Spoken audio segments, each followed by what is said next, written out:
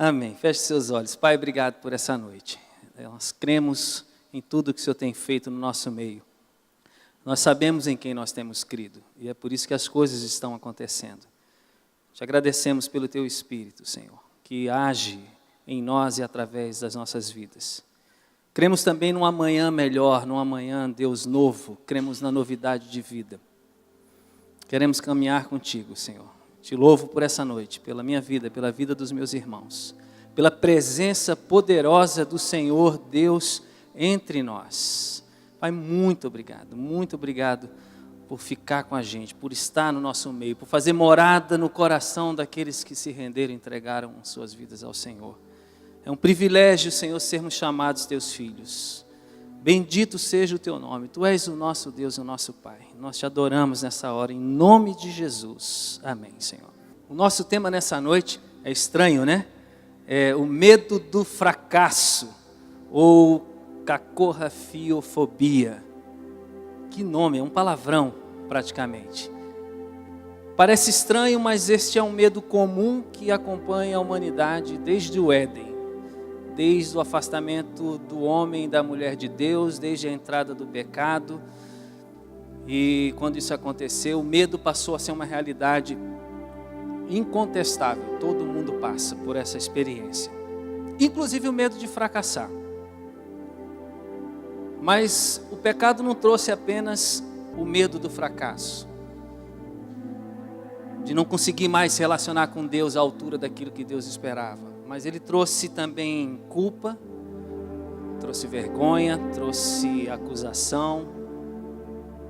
Colocou o homem dentro de uma caixinha de justificativas, onde ele se esconde com muita frequência. E foi uma série de outros problemas que aconteceram. E assim, desde aquela época, a humanidade tem vivido, lutando com essas coisas. E a gente sabe que o medo, embora seja uma sensação ruim, em certo modo, em pequena quantidade, ele é preventivo. Mas ele muitas vezes se torna patológico, ele se torna uma doença. E é muito ruim quando isso acontece, porque nós somos paralisados, nós sofremos e nós criamos tensões para quem vive com a gente. Eu não sei se você já pesquisou, eu fiz essa pesquisa esses dias, mas existem muitos medos e muitas fobias no meio dos homens e das mulheres. Os dicionários médicos listam centenas deles, eu escolhi 9. Era difícil, eram muitos, eu escolhi 9. Você vai achar alguns engraçados. Um bem conhecido é aquele tal do claustrofobia, que é aquele medo de ficar em lugar confinado, em lugar fechado, a pessoa não tem capacidade de entrar no elevador, num submarino, sei lá, num quarto muito pequeno. Existe outro chamado acrofobia, que é bem comum, medo de altura. Gente que não pode ir num lugar muito alto porque tem vertigem ou porque começa a suar frio, é horrível. A altura atormenta essa pessoa. Tem um negócio chamado acluofobia. Não é da água não, viu? Não é aquafobia não, é acluofobia. É medo, na verdade, de escuridão. Isso assola adultos e crianças. Tem gente que dorme com a luzinha de abajur bem fraquinha. Ou com aquela luzinha na tomada para não ter um grau de iluminação. Porque a escuridão plena, completa, traz angústia. Tem um outro chamado muito comum, aerodromofobia. Engraçado, né? Medo de andar de avião, medo de viagens aéreas. Agorafobia, que não quer dizer medo agora, mas quer dizer medo agorafobia é medo de lugares abertos muito grandes, pessoas que não podem entrar num estádio ou que não podem estar no meio de uma multidão. Essa pessoa entra em pânico. Tem astrofobia, não é medo dos astros, mas é medo dos trovões e dos relâmpagos. Esse aqui é muito interessante, sobretudo quando atinge os homens. Chama-se catsaridafobia. Olha que nome estranho, catsaridafobia. Sabe o que é isso? É um medo que assola a humanidade. Medo de baratas. Quem imaginaria que tem gente que tem pavor, horror a isso, né? Sai correndo, mas não consegue matar o bichinho. Tem um outro chamado eleuterofobia. Não é medo do eleutério, mas é medo da liberdade. As pessoas que gostam de religião, que gostam de cabresto, são pessoas que sofrem desse mal, eleuterofobia, medo de viver na liberdade que Deus dá. E existe um também que é muito comum, que é o medo do inferno. Para o medo do inferno também existe uma palavra, significa estigiofobia. Gente, é uma lista incansável. Ao mesmo tempo que é interessante, é engraçada. E é preocupante. Eu quero falar sobre o medo de fracassar, não do medo das baratas. Eu quero falar do medo de falhar, que é comum a todos os homens e a todas as mulheres em algum momento da vida ou sobre algum aspecto da sua vida. Por exemplo, todo mundo sabe do medo de Pedro, após ter negado Jesus, de continuar seguindo a Jesus. Ele se acovardou, ele largou tudo, quis voltar para a pesca, ele se angustiou porque ele negou o Mestre, o Senhor, e negou próximo da hora da morte. Uma traição grave, terrível. Logo ele que ficava falando, olha, onde você for eu vou, se precisar vender tudo eu vendo, ninguém vai fazer mal para você. Esse homem passou por uma experiência horrível e certamente se angustiou porque não acreditava mais que era possível caminhar com o Mestre. Mas muitos outros homens e mulheres na Bíblia passaram por essa experiência. Tentaram fazer a vontade de Deus do jeito deles, erraram e depois ficaram com dúvida, será que Deus ainda vai me ouvir, vai ter comunhão comigo, vai me usar? Eu me deparei com essa sensação angustiante algumas vezes na minha vida, de ter medo de falhar. Muitas delas aqui no púlpito. Por medo de faltar para vocês em algum momento, por medo de passar mal, por medo de não conseguir ser claro, por medo de falar. Eu lembro que eu passei por isso quando eu fui enfrentar, quando eu era bem jovenzinho, lá com 16 anos, a final de um campeonato paranaense. Eu nunca tinha passado por isso, nunca tinha visto tanta televisão, nunca via gente em cima de mim querendo que eu falasse. Eu travei na frente de todo mundo. Eu passei por algumas situações assim de achar que não ia ser capaz quando eu estava no quartel. Eu lembro que quando eu estava em Fortaleza, em missões, eu fui convidado para dar uma palavra no acampamento de jovens. Viajei de Fortaleza para Natal, o pastor era meu amigo. Eu ia falar sobre discipulado, sobre conviver com os irmãos, caminhar com os irmãos. Vida na vida. E um dia antes, à noite, eu entrei em pânico. Eu falei para ele, pastor Domingos, me desculpa, eu não vou conseguir. Ele falou, Zé, que é isso, cara? Vamos, eu estou junto com você, vou orar. Você deve estar passando por alguma coisa. Eu falei, eu estou mesmo. Estou passando por um medo terrível. Eu não vou. E eu realmente não fui. Então, eu não estou falando de nada que eu aprendi nos livros, mas eu estou falando daquilo que eu vivi, daquilo que eu sei que alguns de vocês vivem. Outras pessoas têm uma sensação de fracasso enorme, porque tentaram 2, 3 vezes tirar a carteira de motorista e não conseguiram. Não, desisto, não vou fazer mais. Fica 2, 3, 5 anos sem tentar. Tem gente que, meu Deus, eu não vou fazer aquela faculdade, porque é tão difícil passar naquele vestibular, não vou, eu já tentei 1 vez, 2, não passei, e aí desiste. Deus não quer. Tem gente que tem trauma familiar, e aí também Deus vem, age no coração, na família. Aí às vezes a pessoa fala assim, não, eu vou, vai dar tudo certo, Deus vai restaurar a nossa casa, vai ser uma bênção, o meu lar vai ser um lugar de louvor, de adoração, de oração, de vida plena, de um lugar maravilhoso de viver. Mas aí bate aquele trauma, vem aquela coisa ruim, e aí vem aqueles pensamentos malignos, diabólicos, não vai dar certo, não vai dar certo, não vai dar certo. As coisas vão desandar. Tudo isso está ligado ao medo de falhar, ao medo do fracasso, a cacorrafiofobia. Mas o importante é frisar para você o seguinte, seja qual for o nome do medo que você tenha ou já teve, ou possa vir a ter, eu quero dizer para você que ele pode e deve ser enfrentado. Só há uma forma de a gente vencer o medo, enfrentando o medo. E eu queria que você abrisse a sua Bíblia comigo no livro de Hebreus, no capítulo 12. Hebreus, capítulo 12. É um texto interessante, eu já li muitas vezes, já dei estudo bíblico sobre ele, mas eu nunca tinha pensado nele sobre essa ótica. E foi sábado e domingo, sábado à tarde, domingo de manhã, domingo à tarde, meditando, pensando, orando e Deus falando essas coisas ao meu coração. Eu quero compartilhar com você. Hebreus 12, de 1 a 13 diz assim: Deus, o nosso Pai, assim nós temos essa grande multidão de testemunhas ao nosso redor, portanto, deixemos de lado tudo que nos atrapalha e o pecado que se agarra firmemente em nós e continuemos a correr sem desanimar a corrida marcada para nós. Conservemos os nossos olhos fixos em Jesus, pois é por meio dele que a nossa fé começa, e é ele quem a aperfeiçoa. Ele não deixou que a cruz fizesse com que ele desistisse, pelo contrário, por causa da alegria que lhe foi prometida, Jesus, ele não se importou com a humilhação de morrer na cruz e agora está sentado do lado direito do trono de Deus. Pense no sofrimento dele e como suportou com paciência o ódio dos pecadores. Assim vocês não desanimem nem desistam, porque na luta contra o pecado vocês ainda não tiveram de combater até a morte.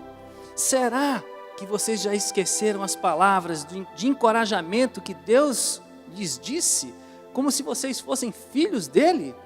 Pois ele disse: preste atenção, meu filho, quando o Senhor o castiga, não desanime. Não se desanime quando ele o repreende, pois o Senhor corrige quem ele ama e castiga quem ele aceita como filho. Suportem o sofrimento com paciência, como se fosse um castigo dado por um pai, pois o sofrimento de vocês mostra que Deus os está tratando como seus filhos. Será que existe algum filho que nunca foi corrigido pelo pai?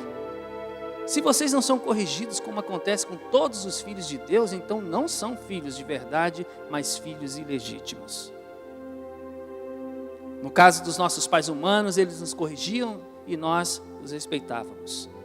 Então, devemos obedecer muito mais ainda ao nosso Pai Celestial, e assim viveremos. Os nossos pais humanos não nos corrigiam durante pouco tempo, pois achavam que isso era certo. Mas Deus nos corrige para o nosso próprio bem, para que participemos da sua santidade. Quando somos corrigidos, isso no momento nos parece motivo de tristeza e não de alegria. Porém, mais tarde, os que foram corrigidos recebem como recompensa uma vida correta e de paz. Portanto, levantem as suas mãos cansadas, fortaleçam os seus joelhos enfraquecidos, andem por caminhos aplanados, para que o pé aleijado não manque, mas seja curado. Existiam 3 tipos de hebreus naqueles dias: aqueles que seguiam Jesus de verdade, aqueles que conheciam muitos fatos acerca de Cristo, mas não o seguiam, e existiam também aqueles que eram incrédulos, que tinham sido atraídos a Cristo, caminharam perto, mas depois o abandonaram. Era mais ou menos esses 3 tipos de hebreus que se encontravam naquela época, para quem o autor da carta destinou ela. Mas o texto que a gente acabou de ler fala dos seguidores de Jesus, não fala dos incrédulos que abandonaram, nem dos incrédulos que não se aproximaram. E eu fico me perguntando como estava a vida daqueles camaradas para que o autor dessa carta, que alguns atribuem ela a Paulo, pudesse dizer o que ele disse e o que a gente acabou de ler. E eu meditando naquele texto, eu fiquei pensando, sim, eu sei como é que eles estão. Eles estão completamente desgastados, apreensivos, eles estão cansados da vida cristã, eles estão sobrecarregados, sem foco, sem fé, sem força, sem ânimo, para lutar contra pecado, para lutar contra o sistema opressor de Roma. É assim que eles estavam, literalmente amedrontados, acuados, com medo de seguir, achando que não vai dar certo. Olha quantas pessoas já morreram, olha quantos já desistiram, olha quantos já foram embora. Eles estavam com medo de não conseguir correr a corrida que Deus havia proposto para eles, de não conseguir cruzar a linha da chegada. medo de falhar, esse medo que atormenta muitas vezes a nossa vida. E nos nossos dias, não existe muita diferença. Existe muita gente também acreditando que não dá para seguir a Cristo de verdade num mundo tão corrompido, tão doente, tão injusto. Tem gente cansado, na igreja e fora dela, das pressões que a sociedade impõe, que o sistema impõe, que a vida coloca sobre nós. Tem gente que não consegue mais olhar para Jesus, não consegue mais botar a mente na palavra de Deus, guardar a mente, ler, meditar. Tem gente que prefere ou não, mas de repente se distrai com o que o mundo está oferecendo. Vamos procurar em outra coisa, vamos procurar em outro lugar, vamos procurar em outra religião, em outra filosofia, em outra denominação, em outro grupo, em outra comunidade. Achando que lá onde ele está indo, ele vai ter a resposta que ele precisa. Gente com a fé atrofiada, que não consegue muitas vezes, infelizmente, discernir o que está ouvindo, ou vendo, ou lendo, se é bom ou se é ruim, e começa a comer comida contaminada, e a fé vai ficando fraca, e a vontade de desistir aumenta. Há muitos desfalecendo, jogando toalha, se afastando de Deus porque não conseguem mais conviver com o incansável ciclo do cai, levanta, em função de uma vida, sei lá eu, escravizante ou escravizada por algum pecado. Pior, tem gente que nem quer se aproximar de Deus nos nossos dias, porque não acredita que Ele existe, tampouco acredita que Ele tem poder para transformar o caos qual aquela pessoa se encontra. É mais ou menos essa relação que eu faço entre aqueles hebreus naqueles dias e com as pessoas dos nossos dias. E aí o que a gente percebe é que dia após dia só aumenta o número daqueles que se tornam reféns do medo de fracassar, do medo de falhar em relação a Deus e em relação à vida. Preferem viver aquém do sonho de Deus, abaixo daquilo que Deus tem para a vida deles. Prefere se render ao medo e não enfrentá-lo. A pergunta é: o que eu vou fazer diante de um medo? Medo de morrer, por exemplo, que não é o nosso assunto. Tanta gente tem. O que eu vou fazer? Mas não vamos falar da morte, vamos falar da vida, vamos falar das conquistas, das possibilidades, dos sonhos, que muitas vezes nós não vamos atrás. Não vai dar certo. Ixi, eu já tentei, bati a cabeça, quebrei a cara. O que fazer? Como enfrentar esse medo do fracasso? Como superar ele? No texto que a gente leu, o escritor nos aponta algumas coisas que são óbvias, estão ali. Eu quero apenas relembrá-lo sobre isso. Fazê-lo pensar sobre esse contexto, essa ótica do onde é que eu estou no plano de Deus. A primeira coisa que ele diz ali é: você tem que se livrar daquilo que está te atrapalhando. Você tem que se livrar inclusive do pecado que está agarrado na sua vida. Não tem como correr agarrado, arrastando correntes, pecados. Não tem como correr, no máximo você se arrasta. Não tem como viver a proposta de Deus amarrado no pecado, deliberado. Não tem. Você vai morrer, vai definhar, vai sofrer de dor. Livre-se do pecado, livre-se do que atrapalha. Tem coisas que não são pecados, mas está atrapalhando você.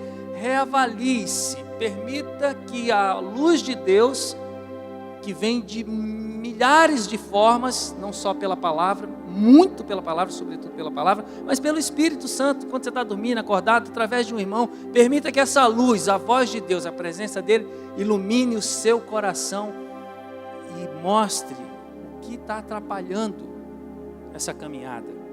E aí, limpe a sua vida, permita-se ser limpado. Tire aquilo de cima de você, tire aquilo de dentro de você, tire da sua mente. Às vezes é necessário limpar a nossa agenda, muitos compromissos, muitas coisas, poucas importantes segundo o coração de Deus. Poucas relevantes para quem está interessado em viver a eternidade com Deus. Jogue fora as experiências traumáticas e ruins. Aprenda a jogar esse lixo fora. Desvencilhe-se dos pesos e sobrecargas que esse passado ou essa experiência ou as experiências, todas elas, que de alguma forma possam lhe oprimir. Jogue isso fora, se desvencilhe disso. Qualquer coisa que te torne lento, qualquer coisa que te esgote diante de Deus, qualquer coisa que tenha cheiro de morte, sai de perto, joga longe, se afasta, não deixa isso te destruir. A ideia é alguém que está correndo, vocês sabem disso, outras vezes vocês ouviram sobre esse texto. O corredor é um cara muito objetivo, ele sabe o percurso, ele sabe o que alcançar, para isso ele se prepara muito, usa tênis bom, leve, roupas leves, que dão mobilidade, que molham e secam com rapidez, porque não pode ficar andando com aquele troço pesado, até a água do suor não pode ficar ali, tem que secar rápido. Não fica olhando nada na rua nem para ninguém, ele está focado na cadência dele, no ritmo dele. É assim na vida cristã, é assim no projeto de Deus. Mas não basta só se livrar dessas coisas que pesam, mas a gente precisa colocar os nossos olhos de uma forma permanente, fixamente em Jesus. Porque Jesus é aquele cara que fez a jornada completa e de forma perfeita. É dele que eu e você precisamos. Ele é o melhor exemplo que a gente tem, que a humanidade conheceu, de alguém que estabeleceu o alvo e que o alcançou de forma efetiva. Tem que olhar para Jesus. Se eu falar para você, sede meus imitadores como eu não sou de Cristo, não olhe para mim, pelo amor de Deus. Agora, olhe para mim sim, se existe alguma coisa na minha vida que te remete a Cristo. Mas se você olhar alguma coisa na minha vida que não te inspira a Cristo, rejeite, não olhe, não aprenda, por favor, não se torne defeituoso como eu sou. Você tem um exemplo perfeito que é Jesus Cristo. Quem sou eu para achar que eu ando com Cristo a ponto de você poder ficar olhando para mim perfeitamente? Não. Precisamos olhar para Cristo, para o Cristo que se manifesta na vida do nosso irmão. Precisamos ajustar o foco, o olhar, a mente. Temos um olhar fixo na pessoa de Jesus, na vida de Jesus, no exemplo de Jesus. Ele vai ajudar você a reescrever o seu alvo de vida, seja em relação a Deus, a seu cônjuge, ao seu trabalho, ao seu ministério. É Ele quem tem que ditar para você o alvo e como chegar lá. Não se distraia nem com as pessoas, nem com as circunstâncias. Eu já fiz isso há muito tempo. Não vale a pena. Nunca eu vou conseguir me parecer com ninguém. Aprendi a não querer me parecer com ninguém. Porque eu não pareço, sou uma personalidade diferente. Eu tenho a minha história, as minhas virtudes, os meus defeitos. E eu tenho Cristo como referência e modelo, é a Ele que eu quero seguir, é a Ele que eu quero ouvir, e é Ele que cuida de mim, e é Ele que cuida de você. Olhe fixamente para Jesus, para a vontade dEle, não para a vontade do homem, não para os caprichos dos homens. Olhe para a vontade de Jesus. A vontade dEle é boa, perfeita e agradável. Se você fizer, você vai experimentar isso. Sua vida vai exalar isso.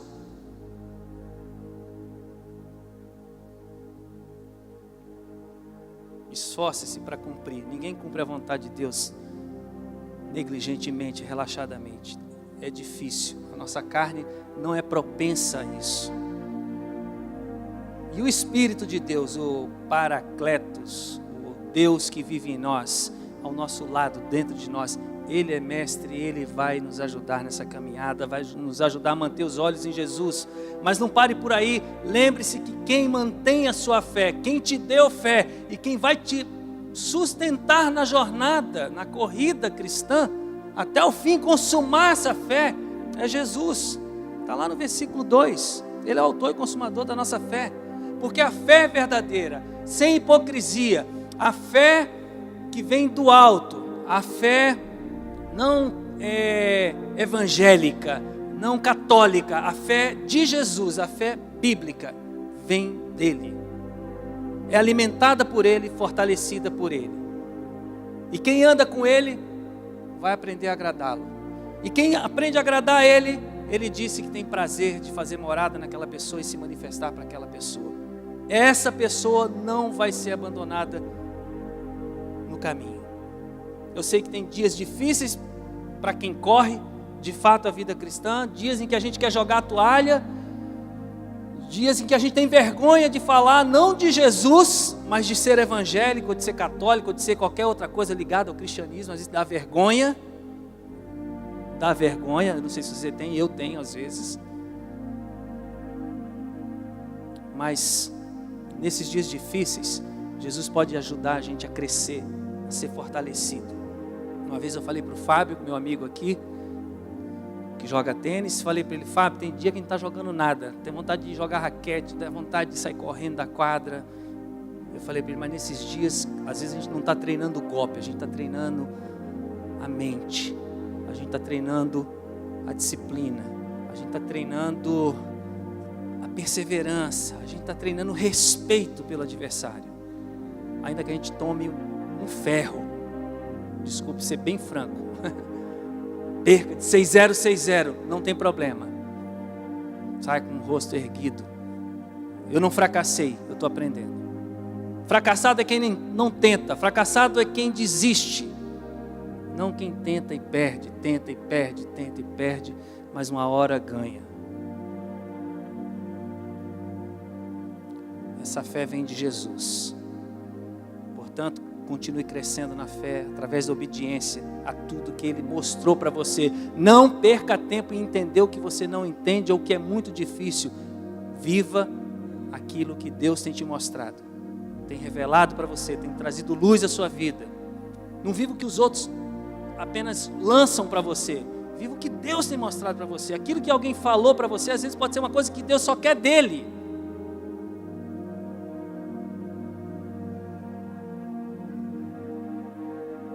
Última coisa, obtenha força. Eu sei que Jesus é a minha força, a minha fortaleza, meu refúgio, meu socorro bem presente no dia da tribulação. Eu sei que a alegria do Senhor é a nossa força, mas força não é uma experiência que você tem de uma forma única. Força é uma variável, eu não sei aí a matemática, os físicos poderiam me ajudar, eu não tenho essa capacidade de pensar agora e dizer, mas força é alguma coisa, um elemento que você também desenvolve. O forte está em mim, mas a força do rei, a força do leão da tribo de Judá, ela vai aumentando na minha vida à medida que eu vou permitindo que eles me dirijam e me conduzam. O texto diz no versículo 3, você não precisa ler, eu vou ler para você: pensem bem naquele que suportou tal oposição dos pecadores contra si mesmo, para que vocês não se cansem, nem desmaiem, para que vocês não desfaleçam, fiquem fracos. Ora, como que eu vou me fortalecer? Só declarando que Jesus vive em mim? Não, eu vou me fortalecer também na minha mente, pensando no exemplo, na garra, na determinação do meu herói Jesus, pensando no que Ele foi capaz de suportar. Então, quando doer alguma coisa no meu coração, eu tenho que olhar para Ele. Eu tenho que olhar para a cruz e falar: por você vale a pena, eu vou enfrentar. Doa onde doer, eu vou enfrentar. A força vem de treino, gente. Jesus não foi para a cruz direto. Jesus enfrentou muitas oposições. desde pequeno. E a pior delas foi a cruz, porque a cruz significava a morte. Quem assistiu a Paixão vê aquela cena horrível, horripilante, de Jesus morrendo e o diabo, aquela coisa estranha, maluca, sem pé nem cabeça, mórbida, olhando assim. Aquela opressão. Jesus encarou, ele foi para frente, ele foi para cima, ele tinha um alvo, ele tinha uma missão, ele tinha a presença de Deus, o que não o isentou de mostrar a sua fraqueza, a sua humanidade. Pai, passa esse cálice, Pai, orem. Você acha o quê? Que Jesus ia olhar para a mãe dele, para os discípulos dele e falar: estou morrendo, ó, sou o herói, ó, vou salvar todo mundo, pode deixar comigo. O coração de Jesus estava cortado.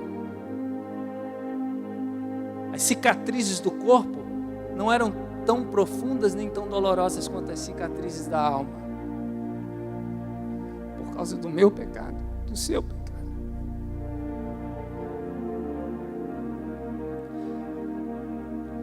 Não se iluda achando que a força de Jesus está em você, você é capaz de encarar qualquer coisa se você não treinar. Você precisa de uma fonte de inspiração. Jesus tem que ser sua fonte de inspiração. Pensando nele, você vai se fortalecer.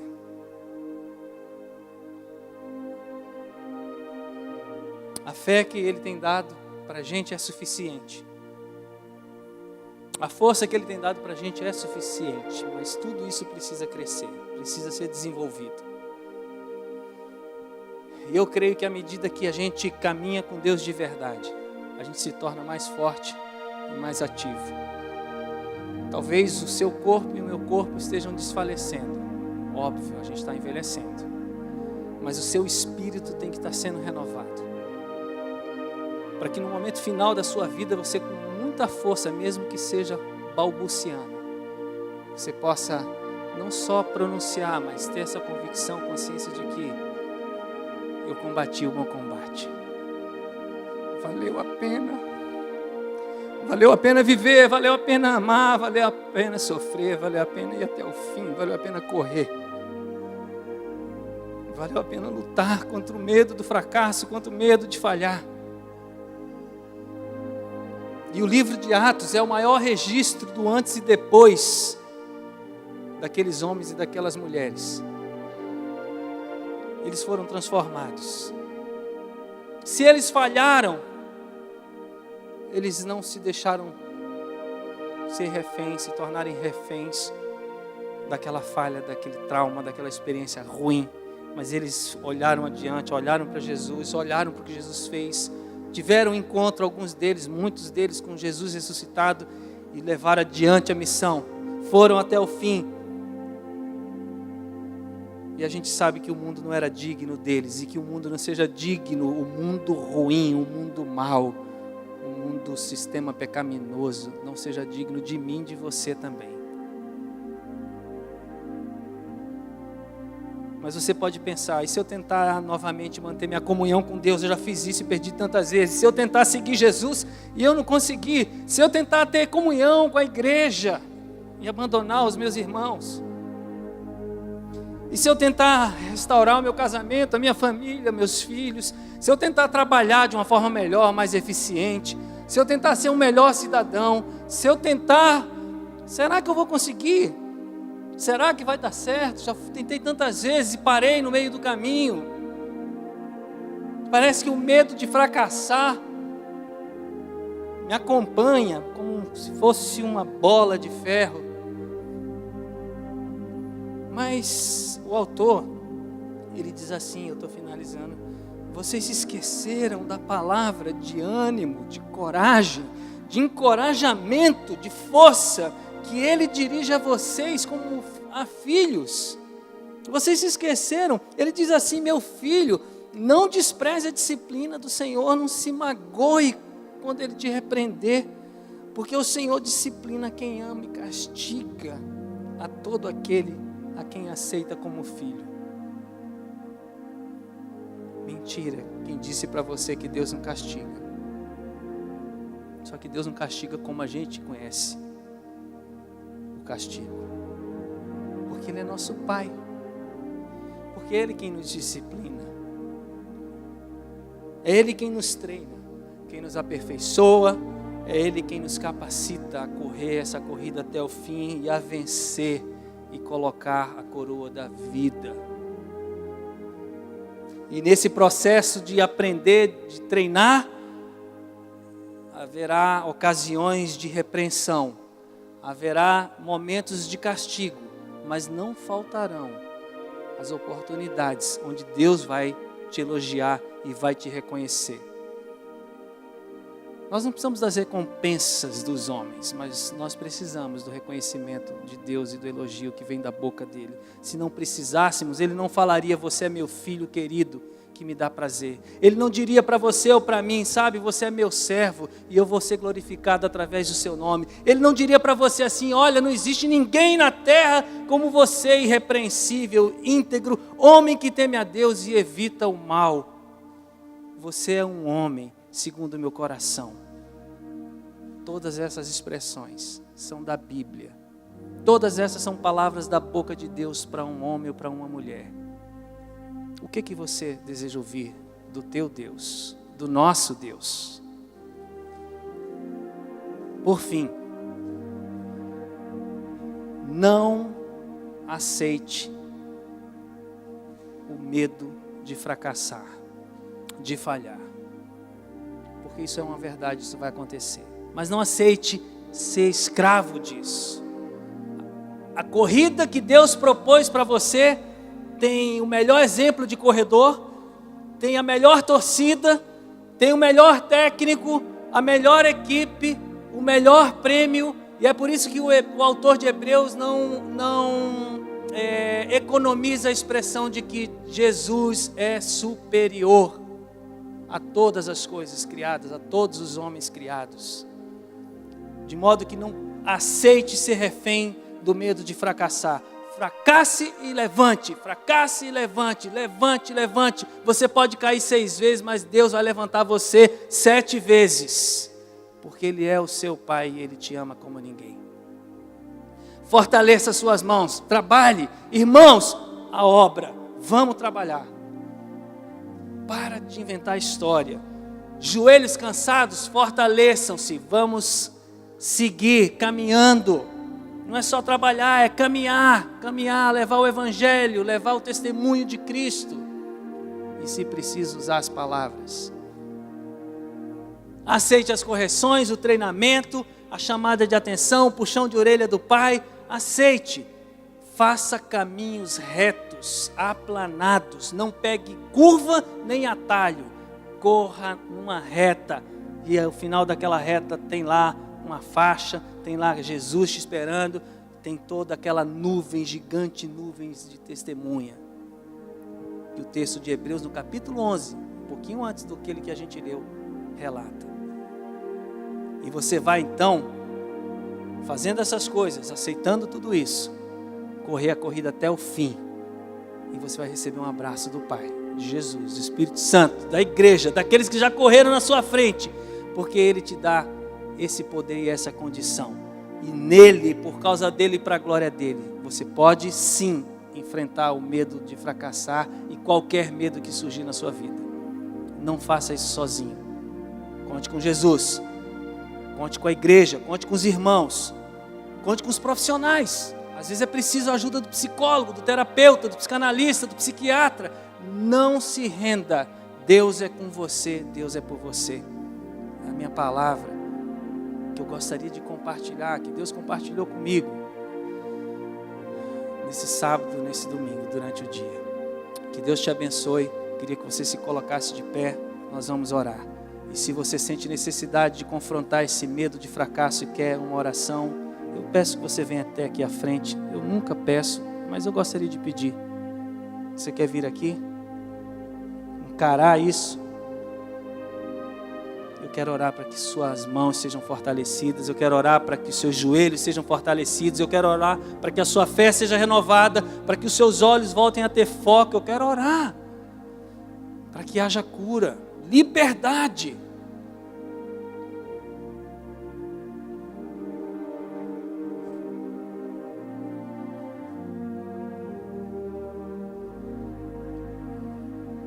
você vai ficar cada vez mais forte. Irmãos, eu digo isso para a glória do Senhor. Essa tem sido a minha experiência. Eu sinto que eu estou me fortalecendo em Cristo. Embora mais fraco no corpo, mas eu estou mais forte, com mais vontade de servir ao Senhor, com mais vontade de proclamar o reino de Deus, com mais vontade de amar. Eu estou com mais vontade de encarar a vida. Pai, em nome de Jesus, é o Teu Espírito que fala, que mostra, que revela. É o Teu Espírito, Deus, que nos criou. Quando a gente ainda era aquela substância sem forma alguma, o Senhor estava lá, dizendo que o Senhor nos queria, nos colocaria nesse mundo, que tinha um plano para as nossas vidas. E Pai, talvez pessoas aqui desistiram dos sonhos que o Senhor já tinha colocado no coração, jogaram para trás, Deus, o ministério que o Senhor deu. Talvez pessoas aqui, Deus, não estão mais acreditando, tendo fé na promessa do Senhor, não conseguem mais olhar nos Teus olhos, Deus. Talvez, Pai, tenham pessoas aqui, Senhor, com vontade realmente de se entregar e dizer: não dá, eu já tentei, não dá. Não diz, mas talvez se sinta como alguém que fracassou. Talvez seja esse o sentimento de alguns, Deus. Talvez seja por isso que o Senhor colocou essa palavra no meu coração.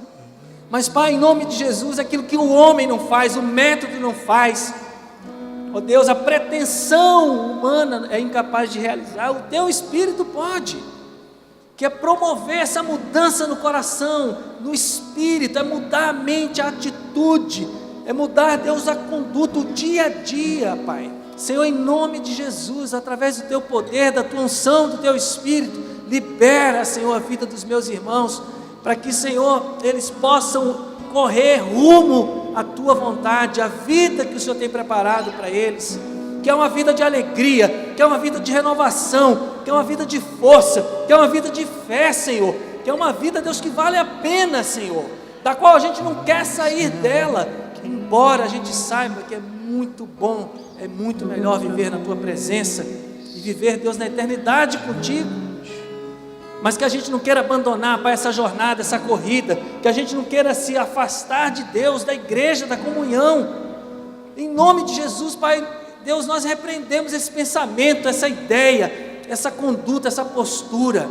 Pai, que a igreja seja solidificada, os relacionamentos sejam fortalecidos. Pai, fortalece as mãos, os joelhos, que voltemos a correr, Senhor, que voltemos a saltar, que voltemos, Deus, a realmente, Senhor, viver na Tua presença, fazendo a Tua vontade. Pai, chega de justificativas, de culpa, de medo, de angústia, chega de ansiedade, Senhor, chega, Pai, de cordas, grilhões, algemas, chega, Senhor, de bola de ferro, Senhor, segurando a vida da igreja. Pai, em nome de Jesus, livra a igreja, liberta a igreja, abre as jaulas, Senhor, abre as jaulas da mente, Senhor, em nome de Jesus, que o sonho seja ressuscitado, que o ministério seja ressuscitado, que o amor seja renovado, Pai, em nome de Jesus. Não importa, Senhor, se houve alguns fracassos, algumas falhas, quem somos nós, Deus, para julgar uns aos outros? Nós somos falhos, fora do Senhor não há bem-sucedido, todos estão fracassados, mas em Cristo Jesus, nós somos mais do que vencedores. Em Cristo Jesus, nós podemos enfrentar qualquer situação, qualquer medo, desde o medo da barata, Senhor, ao medo do escuro, ao medo do inferno, ao medo, Deus, da liberdade. Nos livra, Pai, nessa noite. Se havia, Pai, entre nós pessoas que haviam desistido, em nome de Jesus, recebe de Deus, do Espírito de Deus, na tua mente, no teu coração, nas tuas emoções, a força, o poder, a unção de Deus, e vai adiante, porque o Senhor é contigo, e você vai estar lá na galeria daqueles que são os heróis da fé, daqueles que foram firmados por Cristo, capacitados por Cristo. Você vai voltar a chorar por causa de Jesus, chorar por causa do reino de Deus. Você vai voltar a se quebrantar na presença de Deus. Eu creio, eu quero liberar, Deus, essa palavra. Obrigado, Deus, pela intercessão do Jimmy, Pai, antes de eu vir pregar. Obrigado, Deus, por visitar a minha vida. Eu sou indigno, Senhor, da Tua presença, Senhor, mas não há nada mais prazeroso do que Cristo, que é o Espírito de Deus em mim, Senhor. Tu és a minha alegria, o meu prazer, a minha vida. Obrigado, Jesus, eu te amo, Senhor. Que a igreja te louve e te adore, em nome de Jesus. Dizer que te Aleluia. amo, me Volte diferente para o seu lugar. Volte dizer diferente. que preciso Abraça o seu me irmão. derramar, dizer que sou grato, me derramar.